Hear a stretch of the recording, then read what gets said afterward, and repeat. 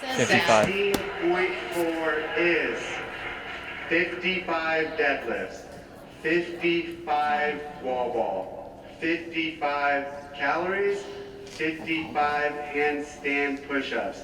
As many reps, and they do really good one round in as many reps as possible in 13 minutes. Great. That's pretty cool. I don't really know. Those deadlifts are 245? 225? Interesting.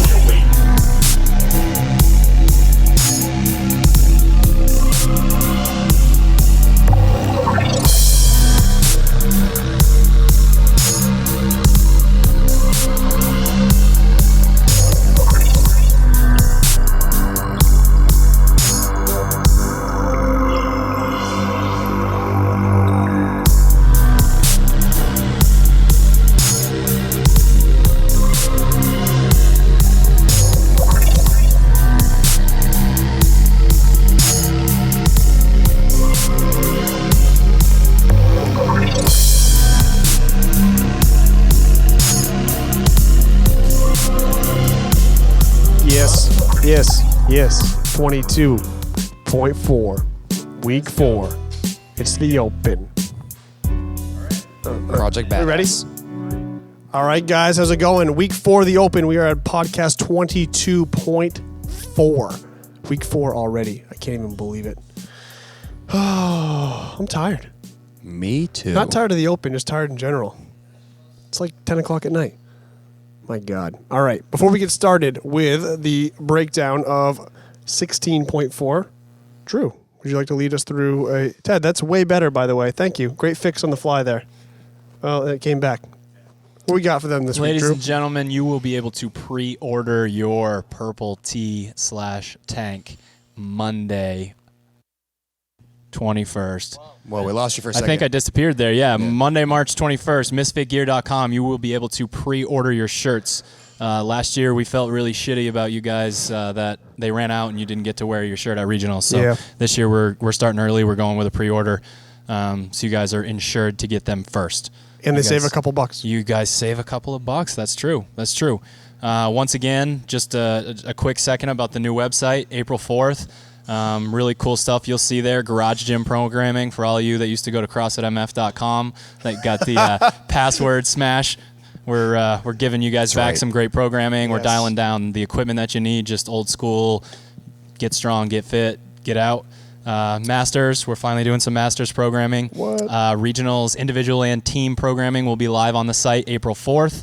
And there is a pretty rad, a super slow-mo HD movement library that is narrated by the Velvety Smooth Bill Ellis. So that's true. You guys, not enough people know who Bill Ellis is yet. They will. For sure. He'll be like, it's like the Ramwad. It's like Daniel from Ramwad. You get stuck in your head. Bill is going to be stuck in people's head. The muscle up. It's going to be crazy. Everyone will know Bill better than us. Okay, so initial thoughts, 16.4. What do we think?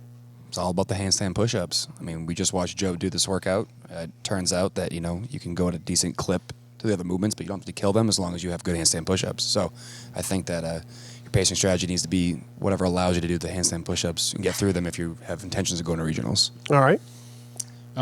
In terms of, we're getting down to that point in the year where we're really focusing on those fringe athletes, the athletes in the, 15 to 40-ish range. You better be pretty comfortable from the beginning to when you get back to the deadlift bar, then ready to get to work. I think that is mentally where you need to be. You need to be ready to cruise, and then you need to be ready to go. Just not care what your body feels like, what happens to it, just go. So after you finish your 55 push-ups, whatever's left, you just go for it. Yes. Yeah, Joe just said to me, Joe Silvestri just said, get through the handstand push-ups, then deadlift to your back breaks. So, it's pretty good strategy for this workout. It's funny because I was just texting him. That was what we decided on. So, I agree with both you guys fully. The only exception, and I'll add this is more for like the high-level competitors, is, you can kind of pace and break things up to get to the handstand push-ups to make the difference, but every high-level competitor is going to pace and break things up. So whoever has the best pace and crushes the handstand push-ups is going to be the one getting those really crucial extra points in week 4 that, if you're 30 points out of first or out of qualifying or wherever you are on the leaderboard, if you need to make a jump, this can be a workout that you can probably push yourself a little harder, knowing that, I don't know, maybe you're really confident with the handstand push-ups and maybe that can be the separator. But just if you're in a good position, you probably can play this pretty comfortably if you know you're good at handstand push-ups and be really confident with your score. But there is room, I think, for those people who are trying to make it to the next level to push and get somewhere with this, I think. There's a lot of room to, I think there's a lot of room to climb in this workout. I think that second set of deadlift, if you're a good deadlifter, you can get through that and have a potential to get to those wall balls. So like Seth said, if you can find a good pace and push yourself, give yourself enough time to get to deadlifts again, and I think we'll see some people push into the wall balls again. So for sure. Okay, so let's talk about actually pacing. What's the best way to approach this? I mean, we have some people who are going to say, I'm going unbroken as long as I can in this movement. Some people who are going to really chop this up small from the start. What do you think? I think it's really midline intensive. So if you have an athlete who can't control their midline or chooses to go too big in the deadlifts early on, and they suffer on the rower, then suffer even worse in the handstand push-ups, put them in a hole. So finding a ability to break up the deadlifts to a clip where you can keep your midline tight, so that when you get to the handstand push-ups, you're still able to reach that spot, up on the wall over and over again. I honestly think that, obviously with this workout, just, I don't want to say it's slow, but it just has kind of that like moderate pace feel to it. Being the type of athlete that can commit to decent chunks of movements, but not huge sets with short rest. Being able to tell yourself, because I have to be able to hold this midline in the handstand push-ups to stay tall. Can I do 8 deadlifts when I really want to do like 12 and get right back on the bar, right back on the bar, just like staying within that. You go over to the wall balls and you're kind of thinking to yourself, my leg's here, I'm going to the row, I'm doing this, I'm doing that. I don't see anything wrong with, 20, then some 10s, sets of 50, whatever. But, if you come up with the idea that you're going to break it up a ton and then you just stand around so much in your breaks, it just doesn't work. So yeah, I think people have proven that if you're experienced and if you do commit to getting back to work, you can break up any workout into very small sets and be successful. But that commitment is a whole nother level that we're really not going to get into too much tonight. That's a whole nother part of your mental game that has to exist in order for you to be successful with that method. But having said that, I do believe people can break things up into very small sets like they were able to do in the chipper in 2014, I think it was. Yeah, people got away with like sets of 5 on toes to bar, singles on clean, sets of 5 and 10 on wall balls, just pacing. Muscle ups. Just pacing out the entire thing. To me, this is very similar. The deadlift is a different component in itself. Once, that's the most taxing movement there is kind of in our sport. So once the deadlift burns out, you really can be in trouble. But with 225, I don't worry about that so much for the high level competitors, that's the dumb workouts with clips of 75 of those. Yeah, and you're still, some may still fade a little bit. I don't worry about it as much as if it was 275, 315, we'd be talking about a whole different thing. I think that those with the right mental attitude, the right approach, can break this up into very small sets, especially if those tough athletes may not be the best at the handstand push-up. I can think of 2 in particular that I coach that I would say, you guys' engine's so good, you can kind of coast through this, break this up, and when you get there, focus all your energy on getting through these really smart, really smooth, and that's going to be the difference maker for them getting to the next level. So I see that as a potential way to approach this if you're really confident to committing to very short rest between the sets. Yeah, I think if you break this up, you have to keep those rest periods short. I think, a lot like the cleans in that same chipper in 2014 where you clean the bar, drop it, pick it right back right. up. It's probably not the same exact tempo, but very similar. You're not going to walk back from the bar, chalk your hands up, stare at the bar, walk back up to it, deadlift it. You're going to drop it, stand over it, and then pick it back up. 5 deadlifts, dropping it, and then resetting and pulling 5 deadlifts again, dropping it. You're still going to burn out doing that through 11 sets, just like you're going to burn out a little bit trying to do 5 sets of 11 or whatever your goal is getting into it. It's about keeping that heart rate down and do those big sets in that long amount of time under tension with the bar. Even at 225, spike your heart rate up from the start so much that it makes everything else a little more difficult. I don't know. Do you think there's someone that opens up with a like a set of like 20 or 25 deadlifts? That's too Someone? much? Yeah, like Tons of people, right? Some of your athletes put it out there. Like, would it be smart for some athletes to start with a big set and then go to small sets, or do you say small sets from the start? I don't necessarily say small sets from the start. I don't think there's any need to crush a big set from the start. I don't think it proves anything. I don't think it sets you apart enough to make it worthwhile to start that way. I think that's a poor idea to jack your heart rate up and mess with your grip and mess with your posterior chain in the first set of a workout. I think that's really stupid, basically. Okay. And even at 225, I mean, you know who would argue with me about that it's not a big deal, right? Not you and you know who else, right? So he's going to say, oh, it's easy. But yeah, it is easy. But is it still easy when you're feeling that the rest of the workout in? You know what I mean? So anyway, that was too long. Okay. On to wall balls. On to wall balls. Take it away, Drew.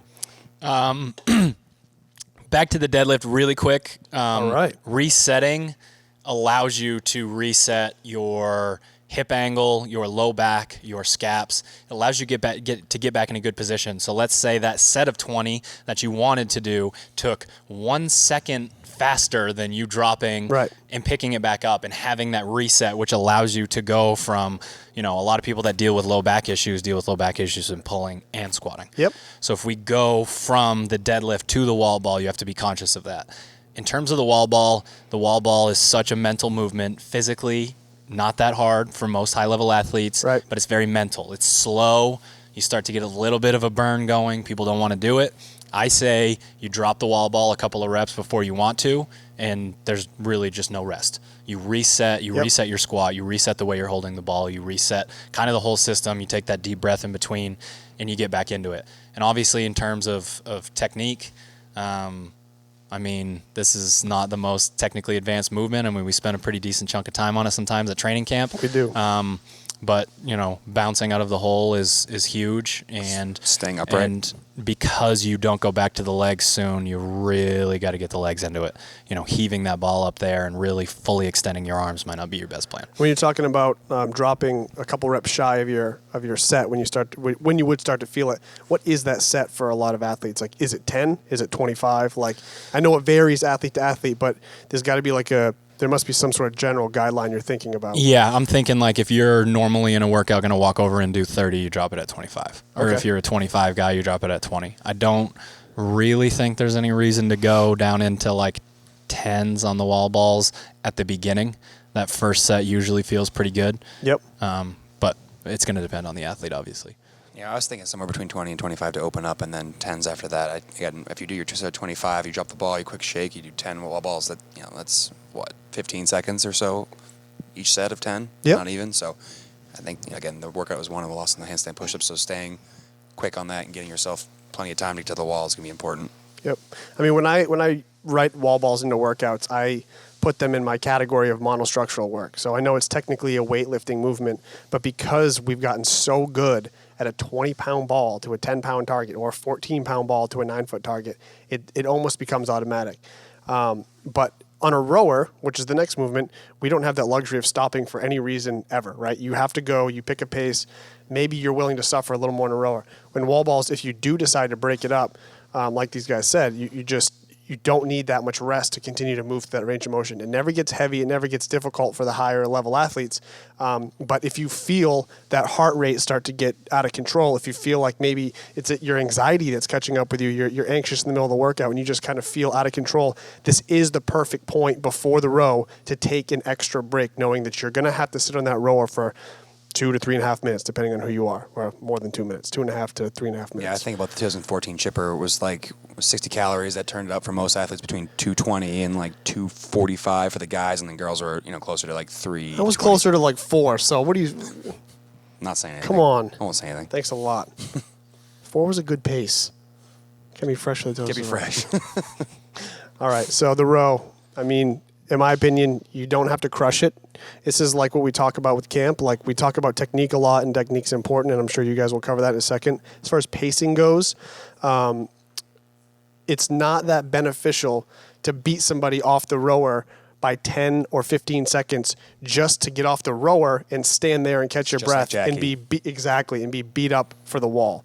So while yes, you have to push a competitive pace because this is a competition and you know a few seconds will make a difference in this workout on the leaderboard. At the same time, you don't want to burn out and really get jacked up before you have to go do 55 handstand push-ups on the wall. So you have to ride that line of comfort and discomfort, but never of redlining, in my opinion. Yeah, I think that pace works out, somewhere around like 1,300 calories, 100 calories per hour for the guys, and probably closer to like you saw the girls going earlier, 8, 9, maybe 1,000 early on, and kind of drifting off towards the end. I think that's a good pace. You guys have to do handstand push-ups after, so if you kill yourself on the rower, it's not worth it. There's definitely something to the you lose your scaps, you can't keep them pulled down in the deadlifts, then you throw a wall ball, then you lose your scaps again on the rower, and then you got to go do 55 handstand push-ups. For sure. So in terms of the rower, we kind of take a deadlift and we spin it 90 degrees and you're doing your deadlift again. So, staying in those positions where you have leverage, over the handle and over your hip, you're not flying open. You're basically keeping your torso fairly vertical and your heels down. And then you can't overpull. You can't let your arms become a huge part of it because, people overpull after they have to do deadlifts and then it ruins their handstand push-ups. So, that we talked so much about the pacing to get to the handstand push-ups doesn't change here. And pacing can be, about your heart rate, but it can also be about, muscular fatigue. So you have to be able to keep those scaps pulled down, arms long, use the legs, drive over and over, not a high stroke rate, and then crush handstand push-ups. Right. I think that brings us to the only thing that truly matters in the end, right? Seriously, the handstand push-ups. definitely. So, to me, this varies so much athlete to athlete based on your confidence, skills, and abilities on the wall. Your mobility, are you going to burn out because you have to push at such a strange angle, or can you get really close to the wall and be vertical, straight up and down? There's just so many factors that play into this. It's why we spend so much time on this movement at camps and with our athletes and things like that. What do you think is going to be the biggest difference maker in the handstand push-up for people? I think what Drew just said about maintaining the scaps and the midline throughout all the movements, and you have to do handstand push-ups at the end. It's going to be the athlete who was smart early on, was able to keep their midline tight, can carry over and out of the handstand push-ups, because we saw so many good athletes last year who didn't do very well in the handstand push-up work because they couldn't hold their midline anymore. They come into the blog, they post crazy scores on things like Diane and other workouts with handstand push-ups. But when you're tested on whether or not you're meeting the standard of that full range of motion handstand push-up, it's a different animal. So athletes that can hold their midline the tightest are going to be the ones that are the most successful here. Whether or not they're doing big sets or small sets, it's really about, can you maintain your midline? If you're hypermobile, get as close to the fucking wall as you possibly can. Get as close to the wall as you can. If you aren't close to the wall and your midline is gone, which we just saw upstairs, the hip bridge doesn't happen. So there's this angle. I don't know if I'm still in the shot, Ted. I might be. There's this angle, and we see how tall I am now, and we see how tall I am now. So if you aren't close to the wall, if you don't have the mobility to do that, and you don't squeeze your glutes and bridge your hips open, you are now much shorter than you were when you were measuring yourself for the wall. I think those two things, we talk a lot about kicking vertical and having the heels or whatever, but screw all that if you can't be tall enough, right? Right. So I hope you're already good at handstand push-ups.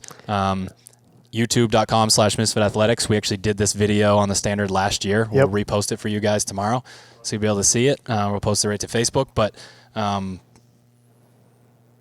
bridge your hips and hope you're mobile. I just hope people were actually taking the standard seriously in the last year, because I don't know how many times I wrote next to handstand push-up pieces, use the open standard.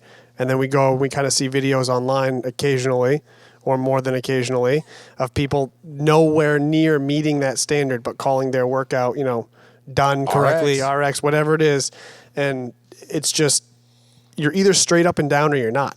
If you're not straight up and down, there's no way you can meet the standard, like Drew said, of you standing straight up and down when they take a measurement. It just will not happen. The other thing, if you haven't heard us say it before, which you said 100 times, is learn how to pull your toes to your shins. So when we learn the handstand, it is correct to point the toes and be as straight as possible in a perfect handstand. Well, this standard does not reward that. The standard rewards you to pull the toe down to the shin.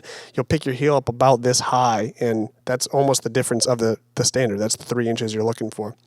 Just learning to pull that toe to the shin as you extend up will add an extra couple inches to your overall Yeah, I mean, along with like things like squeeze your glutes, squeeze your quads, like things like that are going to help. But Yep. yeah, that heel thing is a huge difference maker. I mean, if you just have the athlete pull your toe to your shin, and then making sure that you reach the apex of your handstand push-up at when you're still on the wall. Because we saw a lot of that last year, where an athlete would get to the apex of their handstand push-up, already be falling down for Right. the next rep, and before their heels meet the wall, and their heels are already sliding below the line. So making sure you get to the top of your handstand push-up, on the wall as opposed to as you're falling down for your next rep. Just reminded me of one more thing too. The time under tension on the wall.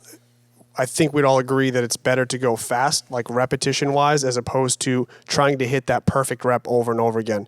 If you don't have the standard down, you got to practice the next day before you really take this on, because if you just kind of kick up once then come back down, like we saw Sarah do in the open announcement a few times, that's great for one of the fittest women in the world. That's not great for you on your shoulders to be in that tripod position on your head or extended up, pressing longer than you need to through the floor to try to meet that standard.